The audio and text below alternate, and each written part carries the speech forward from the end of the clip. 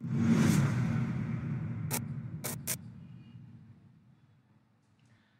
Students, आपका ICIT online classes में बहुत बहुत स्वागत है।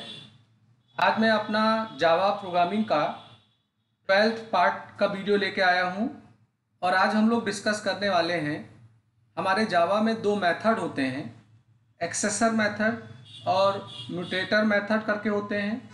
ये इंस्टेंस मेथड के दो टाइप होते हैं। इससे पहले हम लोगों ने जो 11th पार्ट का वीडियो देखा था उसमें आपको मैंने बताया था कि एक स्टैटिक मेथड होता है और एक इंस्टेंस मेथड होता है। तो ऐसा मेथड जिसको एक्सेस करने के लिए ज़रूरी है कि क्लास का ऑब्जेक्ट बना के उसे फिर कॉल किया जाए, इसे हम लोग इंस्टेंस मेथड के नाम से जानते हैं। तो हमारा जो इंस्टेंस मेथड है ये भी दो प्रकार का होता है। एक होता है जिसे हम लोग एक्सेसर मेथड बोलते हैं और एक होता है जो म्यूटेटर मेथड करके कहलाता है। तो आज के वीडियो में हम यही जानने वाले हैं कि ये दोनों मेथड की प्रोग्रामिंग कैसे होती है या इनका यूज क्या है। तो सबसे पहले हम लोग जानते हैं कि एक्सेसर मेथड का क्या रोल होता है। तो देखिए, अगर आप कोई क्लास बना रहे हैं और अपने क्लास में मेथड के आउटसाइड किसी वेरिएबल को डिक्लेयर करते हैं तो ऐसे वेरिएबलों को हम लोग इंस्टेंस वेरिएबल बोलते हैं। तो जो मेथड इंस्टेंस वेरिएबल को रीड्स करते हैं, यूज में लाते हैं, इन्हें हम लोग बोलते हैं एक्सेसर मेथड।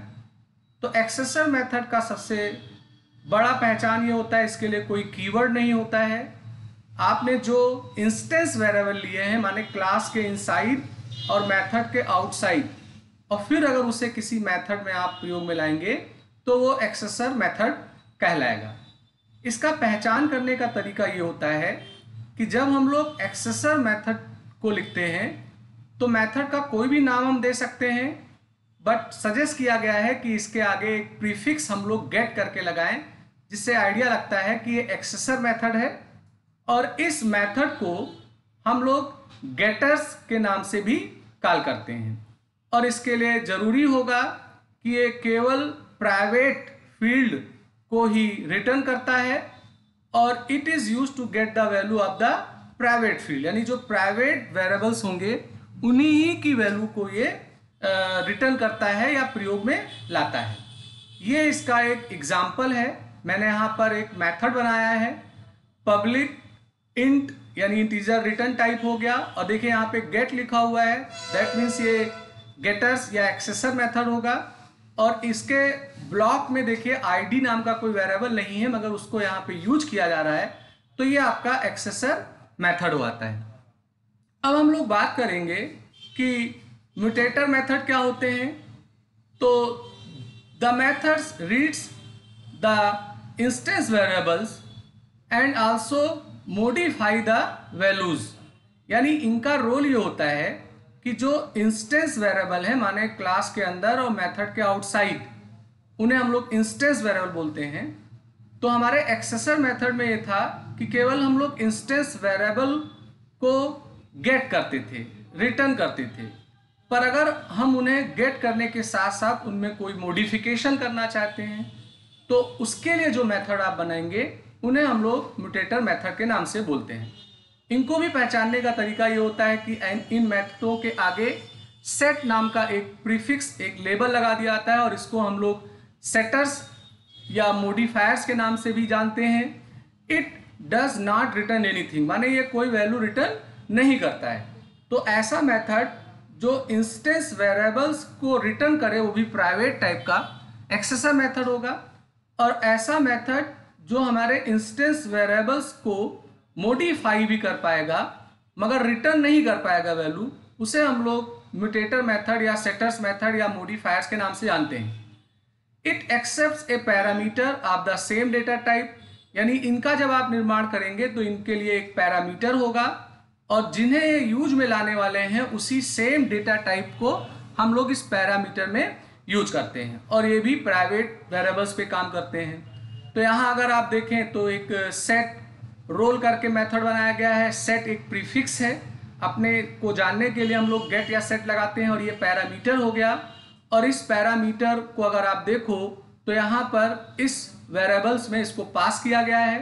अब दिस एक कीवर्ड है, आगे हम लोग और अच्छा जानेंगे कि इसका रोल क्या होता है। यहाँ पर एक प्रोग्राम है जिसमें ये डिमॉन्स्ट्रेट किया जा रहा है कि एक्सेसर और म्यूटेटर मेथड का हम कैसे यूज करें।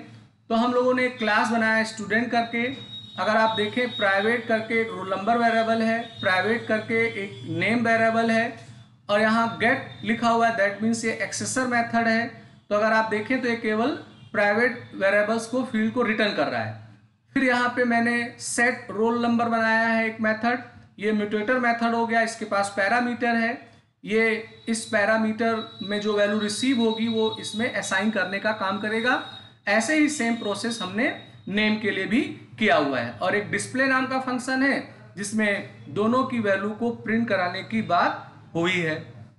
तो चलिए बिना देर किए हुए हम लोग जावा में चलते हैं, अपने ब्लूजे एडिटर में, और इनकी प्रोग्रामिंग नॉलेज लेके हम लोग देखें कि कैसे इनका यूज हो पा रहा है। तो मैंने जो आपको अभी अपने पीपीटी में दिखाया है उसी सेम प्रोग्राम को मैं यहाँ एग्जीक्यूट करूँगा। तो अगर आप देखें तो यहाँ पे मैंने एक क्लास बनाया है, क्लास का नाम मैंने ACCMUT मेथड करके दिया है। ये इसमें मेन मेथड है, मेरे पास एक क्लास है, तो हम लोगों ने उस क्लास का एक ऑब्जेक्ट बनाया है और उस ऑब्जेक्ट की मदद से डिस्प्ले नाम के फंक्शन को कॉल किया है।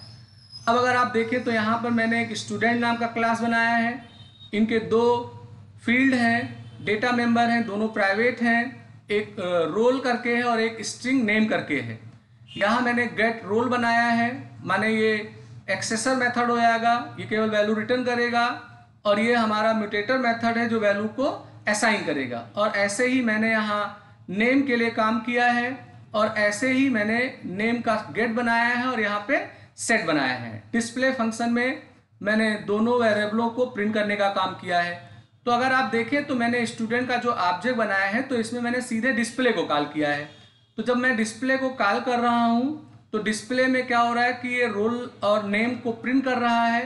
तो रोल और नेम जो है वो इसमें असाइन है, तो पहले वो यहाँ से जो वैल्यू सेट है उससे वैल्यू सेट होगी और गेट से वो वैल्यू रिटर्न हो जाएगी।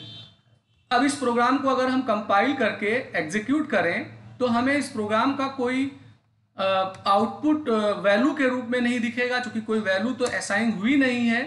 तो फिलहाल हमारा जो रोल नंबर है प्राइवेट वो 0 आएगा और हमारा जो नेम है उसमें फिलहाल नल आएगा। तो ये एक प्रोग्राम था जिसमें मैंने डिमॉन्स्ट्रेट किया कि एक्सेसर और म्यूटेटर फंक्शन को हम लोग किस तरीके से यूज में लाते हैं। अब अगर आप चाहें तो यहाँ एक काम और भी कर सकते हैं कि जैसे यहाँ पे वैल्यू आपने असाइन की थी तो यहाँ कोई एक कांस्टेंट भी असाइन कर सकते हैं, तो उस कांस्टेंट को वो प्रिंट करने का काम कर देगा। तो फिलहाल यहाँ पर एक छोटा सा डेमो था जिसमें मैंने इसको दिखाया। मैं उम्मीद करता हूँ कि ये वीडियो आपको अच्छा लगा होगा। अगर मेरा वीडियो आपको पसंद आया हो तो इसे ज़रूर लाइक करिए, आप सब्सक्राइब करिए और बेल आइकन पे सेलेक्ट करके आप नोटिफिकेशन को लीजिए, जिससे आपको कोई नया मैं वीडियो डालूं तो उसका अलर्ट तुरंत मिल जाए। एक छोटी सी बात और है, उसका भी जिक्र कर लेते हैं, एब्स्ट्रैक्ट मेथड। तो ऐसा मेथड जिसके बॉडी में हम लोग कुछ नहीं लिखते हैं, माने उसका इम्प्लीमेंटेशन नहीं करते हैं, ऐसे मेथडों को हम लोग एब्स्ट्रैक्ट मेथड बोलते हैं। और इन्हें यूज में लाने के लिए हम जिस क्लास में इनको लिखेंगे वो भी एब्स्ट्रैक्ट टाइप का होगा। तो the method that does not has method body is known as abstract method. In other words, without an implementation is known as abstract method. It always declares in the abstract class.